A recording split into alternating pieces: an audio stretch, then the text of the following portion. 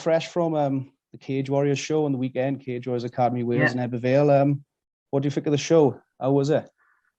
Do you know what? It was absolutely brilliant. I actually was backstage after all the fights. We were trying to get some post-fight interviews, and there was a journalist there. I'm not 100% sure of his name, so apologies to whoever this guy is, an American bloke, and he was saying, Wales to him at the moment is kind of like the Dagestan of the West. Like, there's so many strong wrestlers and grapplers coming out of this part of the world.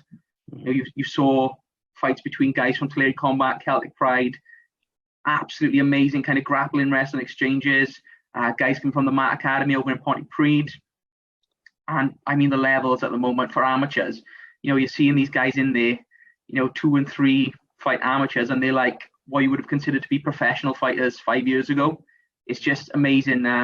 Obviously, we got some new Cage Warriors Wales amateur champions. So I think the first one I would have to shout out would be Ian McKenzie, who fights out of Celtic Pride in Abertillery. He beat a boy from Tredegar called Kenzie Jones, bantamweights. 2 very, very talented boys, and 2 people I think, even though Kenzie lost that one, it wasn't a bad loss. He broke his hand, but he's so talented. So, it's a big future for him, even though he's taken the loss. But also, you've got to give a big shout out to Ian for getting the win. And those 2 you would definitely expect to see, I think, progressing through professional ranks in Cage Warriors. You had Rowan Crocker from Tulare Combat, who took a belt at the middleweight division. He's been out for a little while, but he looked amazing.